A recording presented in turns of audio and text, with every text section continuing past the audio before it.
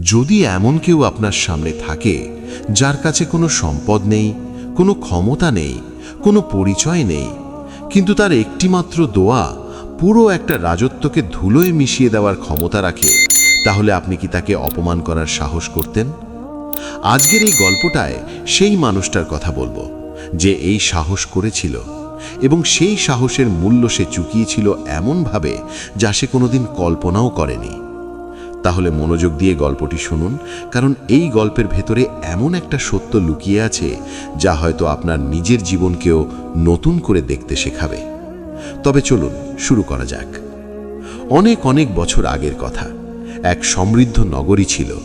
নগরীর নাম ছিল মারওয়ান।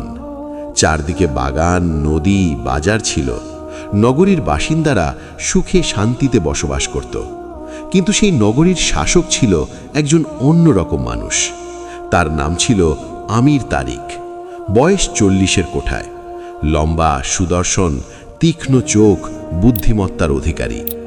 দরবারে বসলে মনে হতো যেন একজন দক্ষ শিল্পীর হাতে তৈরি পাথরের এক মূর্তি সিংহাসনে বসে আছে। আমির তারিক ছিল ক্ষমতায় অভ্যস্ত একজন মানুষ। ছোটবেলা থেকেই সব কিছু তার পায়ের কাছে এসেছে। কোনো কিছু চাইতে দেরি, কিন্তু তার সামনে হাজির হতে দেরি ছিল না। সম্পদ এসেছে, মানুষের সালাম এসেছে, ভয় আর আনুগত্য এসেছে। তাই সে ভুলেই গিয়েছিল ক্ষমতা কারোর নিজের হয় না, ক্ষমতা দেওয়া হয়, এবং যা দেওয়া হয় তা ফিরিয়েও নেওয়া যায়। তারিকের দরবার ছিল বিশাল। সোনার কারুকাজ করা সারিবদ্ধ পিলার, মার্বেলের তৈরি মেঝে, উপরে দামি দামি ঝাড়বাতি, হরেক রকমের নামি দামি বিদেশি জিনিসপত্র। তার দরবারে প্রবেশ করতে হলে প্রয়োজন হতো বিশেষ অনুমতি। সাধারণ মানুষের সেখানে প্রবেশ ছিল অনেকটাই অসম্ভব। কিন্তু একদিন সব নিয়ম ভেঙে প্রাসাদের দরজায় এসে দাঁড়ালো এক অদ্ভুত মানুষ। তার পরনে ছিল পুরাতন জামা, ধুলিমলিন পা, হাতে একটা সাধারণ লাঠি। চোখ জোড়ায় এমন একটা শান্তি যা দেখলে বুকের ভেতরটা কেমন যেন করে ওঠে। প্রহরীরা তাকে ফটকের মূল দরজায় আটকালো। বলল, কে তুমি? এখানে কি চাও? লোকটা শান্তভাবে বললেন, বাবা, আমি একজন ফকির, তোমাদের শাসকের সাথে কথা বলতে চাই। প্রহরীরা হাসল, কেউ আবার উপহাস করল, কিন্তু ফকিরের মুখে কোনো রাগ নেই, নেই কোনো অভিমান, শুধু সেই অদ্ভুত চোখ জোড়ায় ছিল প্রশান্তি। তারপর ফকির শুধু শান্ত কণ্ঠে বলল, বাবা, তোমাদের শাসকের সাথে আমার কথা বলা খুব দরকার।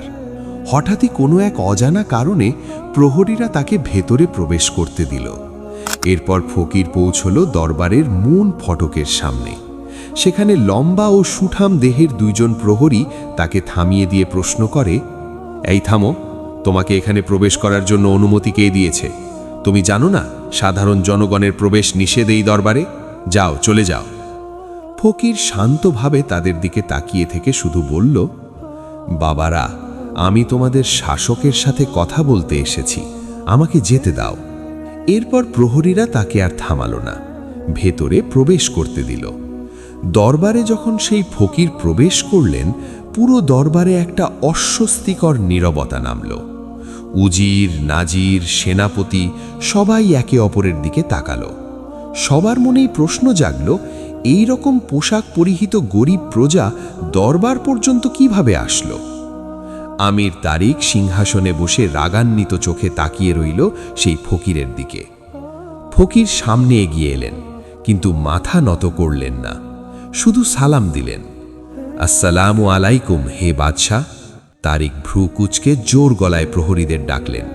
প্রহরীরা দৌড়ে এলেন। বাদশাহ প্রশ্ন করল, তোরা থাকতেই ফকির এখানে আসলো কিভাবে?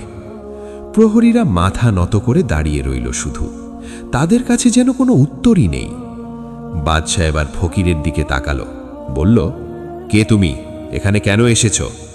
ফকির বললেন, আমি কিছু চাই না মহামান্য বাদশাহ, আমি শুধু আপনাকে একটা কথা বলতে এসেছি এখানে।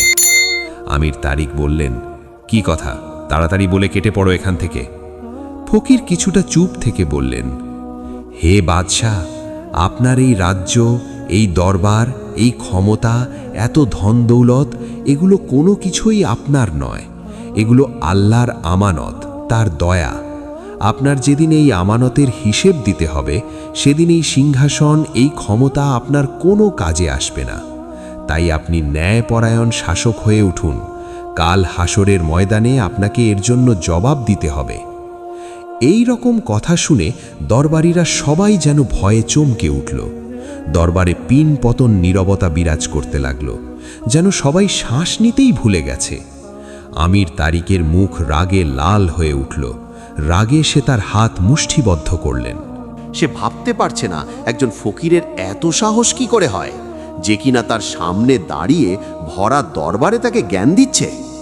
মুহূর্তেই আমির তারিক রেগে উঠে দাঁড়ালো। দারাজ কণ্ঠে বলে উঠল, এ বেটা প্রহরী, দাঁড়িয়ে হাঁ করে দেখছিস কি? ফকিরটাকে ঘাড় ধাক্কা দিয়ে মহল থেকে বের করে দে। আর শুনে রাখ বেটা ফকির, তুই বৃদ্ধ দেখে আজকের মতো তোকে রেয়াত করলা, কিন্তু ফের যদি তোকে আমার দরবারে দেখেছি তাহলে মনে রাখিস তোর দেহ থেকে মুন্ডুটা আলাদা করে দেব। কথা শেষ হতেই প্রহরীরা ফকিরকে টানতে টানতে নিয়ে যেতে লাগলো। ফকির কোনো প্রতিবাদ করল না, চিৎকার করেও কিছু বলার চেষ্টা করল না। শুধু একবার ঘুরে তারিকের দিকে তাকালেন। সেই দৃষ্টিতে রাগ ছিল না, ঘৃণা ছিল না, ছিল শুধু এক গভীর অপার্থিব বেদনা, যেন একজন পিতা তার সন্তানের ভুল দেখে কষ্ট পাচ্ছে। তারপর ফকিরকে বের করে দেয়া হলো। দরবার আবার স্বাভাবিক হলো। তারিক আবার সিংহাসনে বসল। বললেন, দরবার শুরু করা হোক। কেউ কেউ বলল, মহামান্য বাদশাহ, আপনি খুব দয়ালু, ভালো বিচার করেছেন এই বৃদ্ধের। অন্য কোনো বাদশাহ হলে হয়তো সাথে সাথে বৃদ্ধের গর্দান নিয়ে নিত। আপনি মহান আর দয়ালু বাদশাহ, তাই ফকিরটিকে রেহাই দিয়েছেন। কেউ আবার বলল, এসব পাগল লোকের দরবারে আসার সাহস কিভাবে হলো সেটাই তো বুঝে আসে না। কিন্তু তারিক জামিলের কেনে যেন সেই বৃদ্ধের চোখ জোড়া বারবার ভেসে আসতে থাকে। রাতে ঘুমাতে পারছিল না তারিক। বারবার সেই বৃদ্ধের কথা মনে পড়ছে। সেই দৃষ্টি, সেই চোখ, সেই বেদনাময় চাহনি বারবার চোখের সামনে ভেসে উঠছিল। সে নিজের মনকে বোঝাচ্ছিল, এটা তেমন কিছু না, একটা পাগল ফকির লোক কি থেকে কি বলেছে, নয়তো এইরকম দুঃসাহস কেউ করে নাকি? বাদশার দরবারে এসে বাদশার সামনে এরকম গোস্তাখি? কিন্তু মনের ভেতরে একটা প্রশ্ন বারবার আসছিল, সত্যিই কি নির্বোধ ফকির ছিল সে, নাকি সে অন্য কোনো কিছু? এখান থেকে গল্পটির মোড় অন্যদিকে ঘুরে গেল। সেদিন ফকিরকে দরবার থেকে বের করে দেওয়ার পর সে নগরীর পথ ধরে হাঁটতে শুরু করেছে। হাঁটতে হাঁটতে তিনি চলে এলেন নগরীর গরিব মহল্লায়। সেখানে একটা ছোট্ট কুঁড়ে ঘরের সামনে একজন মহিলা বসে কাঁদছিলেন। ফকির তাকে দেখে থামলেন, করুণ কণ্ঠে বললেন, মা, তুমি কাঁদছো কেন? মহিলাটি ফকিরের দিকে মাথা তুলে চাইল। চোখ ভেজা, কণ্ঠস্বর তার কাঁপছে। মহিলাটি কান্না জড়িত কাঁপা কণ্ঠে বললেন, বাবা, আমার একমাত্র ছেলেকে মিথ্যা অভিযোগ দিয়ে তারা জোর করে তুলে নিয়ে গেছে। ওই বাদশার সৈন্যরা আমার ছেলেকে নিয়ে গেছে। আজ 3 দিন হলো আমি আমার ছেলের কোনো খবর জানি না। ও কি বেঁচে আছে, কি খেয়ে আছে নাকি না খেয়ে আছে তা কিচ্ছু জানি না। ফকির চুপ করে শুনলেন, তারপর শান্ত গলায় বললেন, তোমার ছেলের নাম কি মা? মহিলা বললেন, আমার ছেলের নাম ইউসুফ। ফকির প্রশ্ন করলেন, তাকে কি জন্য ধরে নেওয়া হয়েছে সেটা কি তুমি জানো? মহিলা উত্তর দিলেন, আমরা গরিব মানুষ বাবা, আমার ছেলে কোনোদিন কারো কোনো ক্ষতি করেনি। আমার ছেলেকে মিথ্যা অভিযোগ দিয়ে ধরে নিয়ে গেছে। আর কে যাবে সেই বাদশার দরবারে? আমার ছেলেকে কে বাঁচাবে বলুন বাবা? ফকির চোখ বন্ধ করলেন, কিছুক্ষণ নীরব থেকে তারপর শান্ত কণ্ঠে বললেন, মা, তুমি কেঁদো না, আল্লাহর কাছে দোয়া করো, তিনি সব দেখছেন। নিশ্চয়ই তিনিই সকল কিছু ঠিক করে দিবেন। মহিলা কাঁপা কণ্ঠে বলল, বাবা, দোয়া তো করছি, কিন্তু বাদশার কাছে আমার ছেলের সুপারিশ করার মতো কেউ নাই আমার। ফকির একটু ভাবলেন, তারপর বললেন, আমি যাব তার কাছে আমি সুপারিশ করব, তাকে সত্যি মিথ্যা যাচাই করার অনুরোধ করব আমি। মহিলা কিছুটা অবাক হয়ে বললেন, আপনি যাবেন? কিন্তু আপনি কে বাবা? ফকির মৃদু হাসলেন, আমি কেউ না মা, কিন্তু মহান রাব্বুল আলামিন সব কিছু করতে পারেন, তার উপরে ভরসা রেখেই আমি যাব। এবার ভেবে দেখুন, এই মানুষটা যাকে কিনা দরবার থেকে অপমান করে ঘাড় ধাক্কা দিয়েও তাড়িয়ে দেওয়া হয়েছে, যার নগরীতে প্রবেশ পর্যন্ত নিষিদ্ধ করা হয়েছে, যাকে দেখলে কিনা বাদশাহ কতল করবেন, সে কিনা নিজের জীবনের ঝুঁকির মধ্যে থেকেও একজন মায়ের জন্য আবার সেই বাদশার সামনে হাজির হবার জন্য মন স্থির করলেন। তিনি আবার সেই দরবারের দিকে ফিরে যাচ্ছেন। এ যেন মহান রবের প্রতি অটুট বিশ্বাস আর ভরসার এক প্রতীক। তারপর ফকির রওনা করলেন বাদশার মহলের দিকে, কিন্তু এবার নিজের জন্য নয়, একজন অসহায় মা তার একমাত্র সন্তানের কান্নার জন্য। এটাই ছিল সেই কাজ, সেই একটি কাজ যার পরিণতি আমির তারিক কল্পনাও করেনি। ফকির আবার দরবারের দরজায় এসে দাঁড়ালেন। প্রহরীরা তাকে দেখে চমকে উঠল। একজন প্রহরী বলল, এই ফকির, তুমি আবার এসেছ? তোমাকে না বলা হয়েছে আর আসতে না? জানো তো মহান বাদশাহ তোমাকে কতল করার কথা বলেছেন? ফকির শান্তভাবে বললেন, আমি সব কিছুই জানি, কিন্তু আমি এবার অন্য কোনো কথা বলতে আসিনি। আমি এসেছি একজন সন্তানের সুপারিশের জন্য, যাকে বিনা অপরাধে নির্মমভাবে আটকে রাখা হয়েছে। তার মা সেই সন্তানের জন্য কেঁদে কেঁদে বুক ভাসিয়ে দিচ্ছে। সেই যুবকের নাম ইউসুফ। আমি তার কথা শাসকের কাছে পৌঁছে দিতে চাই। প্রহরীরা একে অপরের দিকে তাকালো। কি আজব মানুষ! এই রকম অপমান ও শাস্তি শুনিয়ে তাড়িয়ে দেওয়া হয়েছে যাকে, আর এই লোক আবার এসেছে। তার কি মরণের ভয় নেই? তাও নিজের জন্য সুপারিশ করতে নয়, বরং অন্যের সুপারিশের জন্য। একজন প্রহরী প্রশ্ন করল, বৃদ্ধ, আপনার কি নিজের জানের ভয় নেই? বাদশাহ আপনাকে দেখতে পেলে মেরেই ফেলবেন। তার থেকে বরং আপনি চলে যান এখান থেকে। ফকির শান্তভাবে বললেন, আমি আল্লাহর ওপর ভরসা করে এসেছি, নিশ্চয়ই তিনি তার এই গোলামকে নিরাশ করবেন না। ঠিক সেই পূর্বের মতো কোনো এক অজানা কারণে প্রহরীদের মধ্যে একজন দৌড়ে ভেতরে দরবারে গেল। আমির তারিককে খবর দিল। আমির তারিক শুনে প্রথমে প্রচণ্ড রাগে ফেটে গেলেন। সে বললেন, আবার সেই পাগল ফকির এসেছে? এত বড় স্পর্ধা তার! কিন্তু তারপর একটু থেমে গেলেন এবং প্রশ্ন করল, এবার কি চায় সেই ফকির? প্রহরী বলল, জি হুজুর, সে বলল একজন বন্দির কথা। সে একজন যুবক যার নাম ইউসুফ, তার ব্যাপারে সুপারিশ করতে এসেছে। সে বলল যুবকটিকে নাকি অন্যায়ভাবে কারাগারে আটকে রাখা হয়েছে। তারিক ভ্রুকুচকে বলল, ইউসুফ? কে এই যুবক? বলেই সে তার উজিরের দিকে তাকালো। উজির একটু অস্বস্তিতে পড়ল। এই ইউসুফকে সে নিজে গ্রেফতার করিয়েছিল, কারণ এই ছেলে একবার বাজারে সাহস করে বলেছিল, এমনভাবে কর আদায় করতে বাদশাহ আদেশ করেনি, এইভাবে কর আদায় করা অন্যায়, সে বাদশার কাছে নালিশ করবে। তখন উজির নিজের দোষ গোপন করার জন্য তাকে বন্দি করেছিল। উজির ভেবেছিল এই কথা যদি ছড়িয়ে পারে তাহলে রাজ্যবাসী বিদ্রোহ শুরু করতে পারে, তাই মিথ্যা অভিযোগে তাকে বন্দি করিয়েছিল।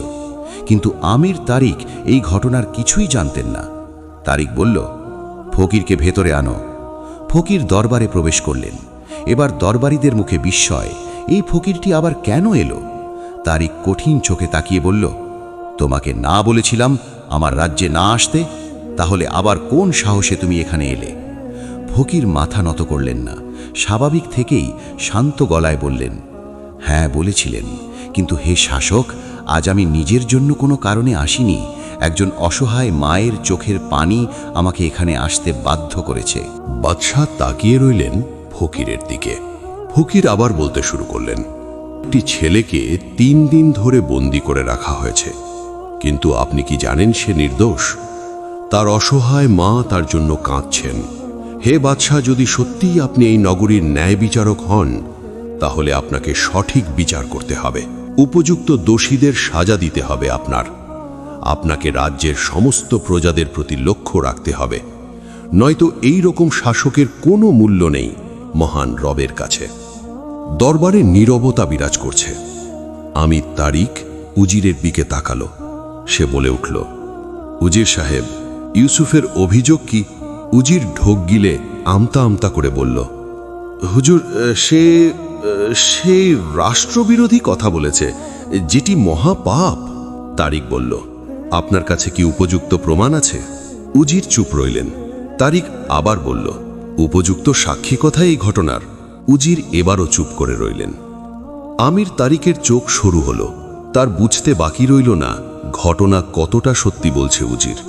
সে উচ্চ কণ্ঠে হুকুম করলেন, ইউসুফকে এক্ষুনি মুক্তি দেয়া হোক। উজির কিছুটা ভয় পেয়ে গেলেন, কারণ এতে করে তার পাপ কাজ সবার সামনে আসতে পারে। আমির তারিক আরও বলল, এবং সবাই এও শুনে রাখুন, তার বিরুদ্ধে যারা মিথ্যা অভিযোগ দিয়েছে এবং অন্যায়ের সাথে যুক্ত আছে তাদের বিষয়ে আমি নিজে তদন্ত করব এবং সবাইকে উপযুক্ত শাস্তি দেয়া হবে। দরবারীরা হতভম্ব হয়ে গেলেন বাদশার এই রকম আচরণে, এবং তখন তারিক একবার সেই ফকিরের দিকে তাকালো। সেই চোখ, সেই শান্তি, সেই অদ্ভুত আলো তারিকের বুকের ভেতরটা নাড়িয়ে দিচ্ছে বারংবার। যাকে সে অপমান করেছিল, এমনকি শাস্তির ভয় দেখিয়েছিল, সেই মানুষটা নিজের জীবনের কথা ভুলে গিয়ে একজন অচেনা গরিবের মায়ের কান্নার জন্য ঝুঁকি নিয়ে বাদশার কাছে এসেছে। আমির তারিক আস্তে করে বলল, আপনার নাম কি? ফকির মৃদু হেসে উত্তর দিলেন, আমার নামে কি আসে যায় বাদশা, আমি একজন সাধারণ ফকির, আল্লাহর এক নগণ্য গোলাম। আমির তারিক আবার প্রশ্ন করলেন, আপনি কোথা থেকে এসেছেন আর থাকেনও বা কোথায়? ফকির বলল, যেখান থেকেই আসি না কেন হে বাদশা, এই নগরীর প্রতিটি মানুষ আপনার আমানত। আল্লাহ আপনাকে এখানে বসিয়েছেন, এই দায়িত্ব আপনাকে দিয়েছেন। আমির তারিক চুপ করে রইলেন, আর কোনো কথা বললেন না। ফকির তাকে সালাম জানিয়ে দরবার থেকে বেরিয়ে গেলেন। আমির তারিক শুধু অপলক দৃষ্টিতে তাকিয়েছিলেন ফকিরের চলে যাওয়ার দিকে। সেই রাতে আমির তারিক দীর্ঘক্ষণ একা বসে রইল। তার মাথায় ঘুরছিল সেই ফকিরের কথা, এই সিংহাসন তোমার নয়, এটা আল্লাহর আমানত। সে জীবনে প্রথমবার অনুভব করল ক্ষমতা কতটা নশ্বর, আর ক্ষমতার সঠিক ব্যবহার করা কত কঠিন। সে প্রথমবারের মতো ভাবল, তার শাসনে কতজন এই রকম ইউসুফ আছে যাদের সাথে গোপনে অন্যায়ভাবে জুলুম করা হচ্ছে। কতজন অসহায় মা কাঁদেন তার প্রিয় সন্তানের জন্য। কত পরিবার তাদের প্রিয়জনকে হারিয়েছে। কতজন মানুষ অন্যায়ের শিকার হচ্ছে, আর সে এই সবের কোনো খবরই রাখছে না। সেই রাতে তারিক প্রথমবার দীর্ঘ সিজদায় পড়ে গেল, কাঁদল, অনেকদিন পরে কাঁদল, আর বলল, হে আল্লাহ, আমাকে ক্ষমা করুন। আমি ভুলে গিয়েছিলাম আপনি সব দেখছেন। আমি ভুলে গিয়েছিলাম একদিন আমাকে সকল কিছুর হিসাব দিতে হবে আপনার সামনে, কারণ আপনি এই দোজাহানের বাদশাহ, আপনি বাদশারও বাদশাহ, মহান সৃষ্টিকর্তা, ইয়া মালিক। পরদিন সকালে যথা নিয়মে দরবার বসল। আমির তারিক তার উজির, সেনাপতি, বিচারক সবাইকে উদ্দেশ্য করে বললেন, আজ থেকে এই নগরীতে কাউকে বিনা বিচারে বন্দী করা যাবে না।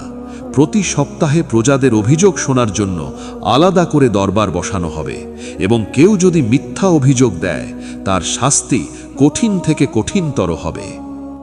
দরবারের সবাই অবাক হয়ে তাকিয়ে রইল আমির তারিকের দিকে। এই কি তাদের বাদশাহ, যে কালকেও ছিল পাথরের মতো কঠিন, যার প্রজাদের কোনো কিছুই ভালো লাগতো না, আজ সে এত বড় একটি ঘোষণা দিয়ে বসল তার প্রজাদের জন্য। দরবার নিয়ম মাফিক চলতে থাকল, কিন্তু কেউ জানল না সেই ফকিরের কথা, জানল না আমির তারিকের পরিবর্তন হওয়ার পেছনের কথা, জানল না সেই চোখের পানির কথা। ইউসুফ মুক্তি পেয়ে বাসায় ফিরেছিল। মা তার ছেলেকে দেখে বুকে জড়িয়ে ধরে কাঁদল। সেটা ছিল এক ভিন্ন কান্না, আল্লাহর কাছে শকর গোজারির কান্না। আর সেই ফকির, তিনি চলে গিয়েছিলেন সেই রাজ্য ছেড়ে। কেউ জানল না তিনি কে বা কি ছিলেন, জানল না তিনি কোথায় চলে গেলেন, কি নাম ছিল তার, কোথা থেকে এলেনও বা তিনি। এই সকল কিছুই রয়ে গেল অজানা। কিন্তু তিনি যাওয়ার আগে নগরীর দরজায় দাঁড়িয়ে থেকে অনেকক্ষণ চেয়েছিলেন বাদশাহ আমির তারিকের সেই বিশাল মহলের দিকে। কেনই বা চেয়েছিলেন এতক্ষণ? কী বা চিন্তা করেছিলেন তিনি? তা একমাত্র মহান আল্লাহ রাব্বুল আলামিনই ভালো জানেন। এই গল্পে কোনো যুদ্ধ নেই কোনো রক্তক্ষয়ের বর্ণনা, শুধু একজন মানুষ যাকে অপমান করে তাড়িয়ে দেওয়া হয়েছিল, কিন্তু তিনি সেই অপমান বুকে নিয়ে প্রতিশোধের কথা না ভেবে ভাবলেন রাজ্যবাসীর কথা। তার হৃদয়ে কেঁদে উঠেছিল রাজ্যের এক অসহায় মায়ের জন্য। এটাই ছিল সেই কাজ, একটি ছোট্ট কাজ, কিন্তু সেই কাজটি পুরো একটা রাজ্যের ইতিহাস বদলে দিয়েছিল। কারণ আল্লাহর কাছে কোনো ভালো কাজ কখনো ছোট নয়। আর যে ব্যক্তি নিজের কষ্টের মাঝেও অন্যের কষ্টে পাশে দাঁড়ায়, আল্লাহ তার জন্য এমন পথ খুলে দেন যা কেউ কল্পনাও করতে পারে না। কোরআনে আল্লাহ বলেছেন, নিশ্চয়ই আল্লাহ জালেমদের কর্ম সম্পর্কে গাফেল নন। সূরা ইব্রাহিম আয়াত 42। এই আয়াতটি শুধু হুঁশিয়ারি নয়, এটি মহান রবের প্রতিশ্রুতি যে তিনি দেখছেন, সব দেখছেন, প্রতিটি অন্যায় দেখছেন, প্রতিটি চোখের পানি দেখছেন, প্রতিটি নীরবে করা গুনাহ ও ভালো কাজ দেখছেন। আজ হয়তো আপনিও কোনো তারিখের হাতে অপমানিত হয়েছেন, হয়তো কেউ আপনাকে ছোট করেছে, হয়তো কেউ আপনার প্রাপ্য সম্মান দেয়নি, কিন্তু সেই মুহূর্তে মহান রবের কথা স্মরণ করুন। তিনি সব দেখছেন, সব কিছু সে সময় মতো পরিবর্তন করে দেন। কারণ তিনিই একমাত্র সবচেয়ে বড় শাসক এবং তার দরবার থেকে কাউকে অপমান করে তাড়িয়ে দেওয়ার ক্ষমতা কারো নেই। আজকের এই গল্প শেষ হচ্ছে, কিন্তু একটা প্রশ্ন আপনার কাছে করে যাচ্ছি। আপনার জীবনে যে মানুষটা আপনাকে সবচেয়ে বেশি কষ্ট দিয়েছে, আপনি কি তার জন্য দোয়া করতে পারবেন? হয়তো সেই একটি দোয়াই আপনার জীবনের সবচেয়ে বড় মোড়ের দিকে নিয়ে যাবে। আল্লাহ আমাদের সকলকে ক্ষমা করুন, আমাদের হৃদয়কে নরম করুন এবং আমাদের সেই মানুষদের মতো করে তৈরি করুক যাদের ক্ষমা করার শক্তি পাহাড়ের চেয়েও বড়। আসসালামু আলাইকুম ওয়া রাহমাতুল্লাহি ওয়া বারাকাতুহু। ভিডিওটি ভালো লাগলে লাইক করুন, আপনার সুন্দর মতামত কমেন্ট করুন ও চ্যানেলটি সাবস্ক্রাইব করুন। অন্য ভিডিওগুলো দেখার অনুরোধ রইল। ধন্যবাদ।